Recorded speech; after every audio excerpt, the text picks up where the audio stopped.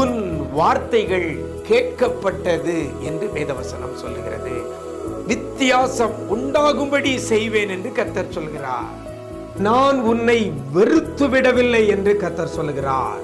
இன்றைக்கு கர்த்தர் நமக்கு தருகிற ஒரு வார்த்தை வார்த்தை வார்த்தை சத்துருக்களின் வாசல்களை சுதந்தரித்துக் கொள்வார்கள். சுதந்தரித்துக் கொள்வார்கள்.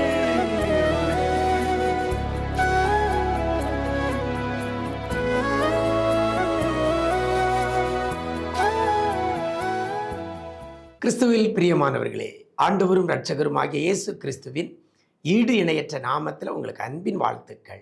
நல்லா இருக்கிறீங்களா? எல்லாரும் ஆண்டவர் கிருபையில் நல்லா இருப்பீங்கன்னு கர்த்தருக்குள் நம்புகிறேன். நிஜம் தொலைக்காட்சியின் விசேஷித்த வார்த்தை என்ற நிகழ்ச்சி மூலமாக தினமும் வேதத்திலிருந்து ஒரு வசனத்தை உங்களோடு கூட பகிர்ந்து கொள்கிறதுல மிக்க மகிழ்ச்சி அடைகிறேன்.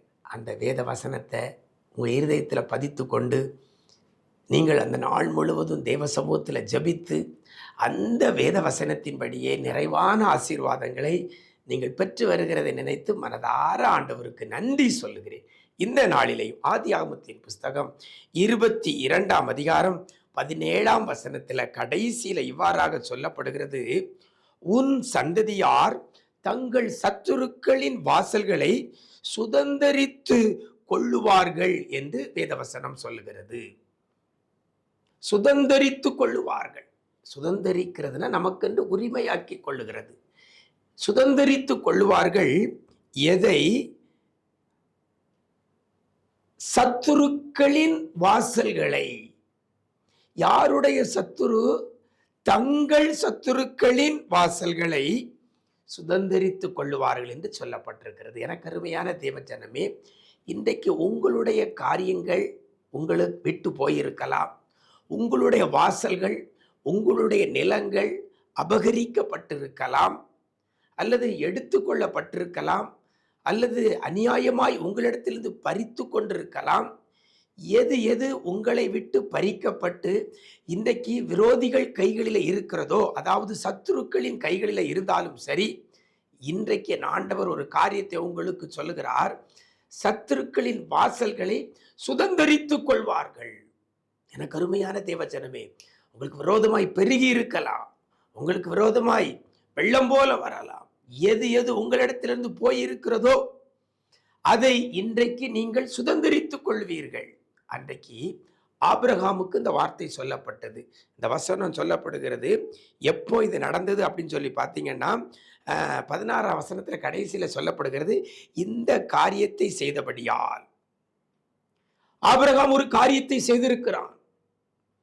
அந்த காரியத்தை அவன் செய்தபடியினால் இந்த ஆசீர்வாதத்தை உனக்கு தருகிறேன் என்று கர்த்தர் கொடுக்கிறதை பார்க்கிறோம்.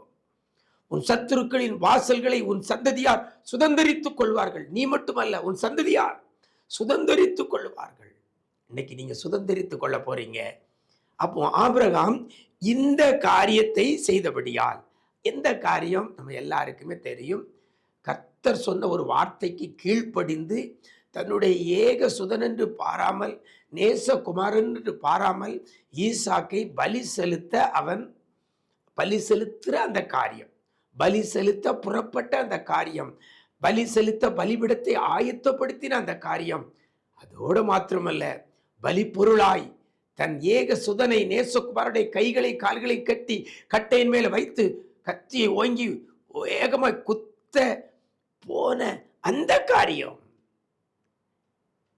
பிள்ளைன்னு பார்க்க கொள்ள, கர்த்தர் சொல்லிவிட்டாரே, கர்த்தர் எனக்கு சொல்லிட்டாரேன்னு சொல்லி கர்த்தருக்கு கீழ்ப்படியும் படியாக செய்த அந்த காரியம். எனக்கு அருமையான தேவஜனமே, நீங்களும் ஆண்டவருடைய கட்டளைக்கு கீழ்ப்படும்படியாக கீழ்ப்படிந்து என்ன காரியத்தை நீங்க செய்வீர்களேயானால் கர்த்தர் உங்களை, உங்கள் சந்ததியை, உங்கள் விரோதிகளின், உங்கள் சத்துருக்களின் வாசல்களை சுதந்தரித்துக் கொள்ளும்படி செய்வார். இன்னைக்கு நம்முடைய வாசல்களையே நம்மளால சுதந்தரிக்க முடியல.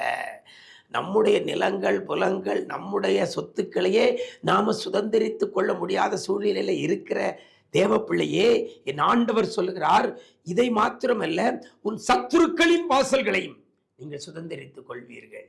அது வேணும்னா, அதை சுதந்திரித்துக் கொள்ளணும்னா கர்த்தருடைய வார்த்தைக்கு கீழ்ப்படியணும். அது என்ன சொன்னாலும் சரி, கர்த்தர் என்ன சொல்றாரோ அதற்கு கண்ணை மூடிக்கிட்டு நம்ம செவி கொடுப்போமேயானால், கீழ்ப்படிவோமேயானால், அந்த காரியத்தை செய்யும் பொழுது ஆண்டவர் உங்களை என்னை பார்த்து சொல்வார், இந்த காரியத்தை நீ செய்தபடியினால், இந்த காரியத்தை நீ செய்தபடியினால்.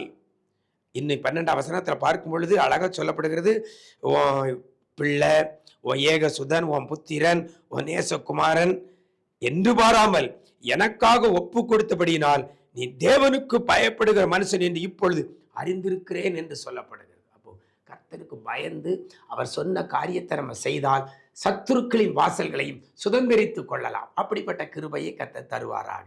நாம் ஜெபிக்கலாமா? எங்களை நேசிக்கிற நல்ல தகப்பனே, ஆசீர்வதிக்கப்பட்ட நல்ல நாளிலே கூட தகப்பனே, ஒரு வார்த்தையை கொண்டு எங்களை நீங்க தைரியப்படுத்திருக்கிறீங்க. சத்துருக்களின் வாசல்களையும் சுதந்திரித்துக் கொள்வதற்கு ஆண்டவரே, நீர் சொல்லுகிற காரியத்தின்படி நாங்கள் செய்ய, நீர் கட்டளையிட்டதை நாங்கள் செய்ய, நீர் எதை சொல்லியிருக்கிறோரோ அதற்கு கீழ்ப்படிந்து அந்த காரியத்தை செய்ய எங்களுக்கும் கிருபை தருவீராக, எங்களுக்கும் கிருபை தருவீராக. உடைய வார்த்தையின்படி நடக்க செய்ய எங்களை மாற்ற ஒப்பு கொடுக்கிறோம் ஆண்டவரே. உடைய வார்த்தைக்கும் ஆண்டவரே உம்முடைய கட்டளைக்கு விரோதமாய் நாங்கள் செயல்படாதபடி உடைய வார்த்தையின்படி செய்ய என் ஆண்டவர் கிருபை செய்வீராக. இந்த நாள் முழுதும் உடைய கரத்தில் கொடுக்கிறோம். எங்க போனாலும் வந்தாலும் உடைய சமூகம் முன் செல்லட்டும். உடைய கிருபை பிள்ளைகளை தாங்கி வழி நடத்தட்டும் ஐயா. என்னென்ன நன்மைகளை எதிர்பார்த்திருக்கிறாங்களோ, எதை எதை சுதந்திரித்துக் கொள்ள வேண்டும் என்று சொல்லி பிரயாசப்படுறாங்களோ அதை சுதந்திரித்துக் கொள்ள நீங்க உதவி செய்யுங்க. கிருபைகள் பெருகட்டும். மீட்பர் இயேசுவின் மூலம் ஜெபிக்கிறோம் நல்ல பிதாவே. ஆமென், ஆமென். பிரியமானவர்களே, ஆண்டவருடைய வார்த்தைக்கு கீழ்ப்படிந்து நடக்க, செயல்பட உங்களை அர்ப்பணியுங்கள். நீங்களும் உங்கள் சத்துருக்களின் வாசல்களை சுதந்திரித்துக் கொள்ளலாம். அப்படிப்பட்ட கிருபை தருவாராக. God bless you.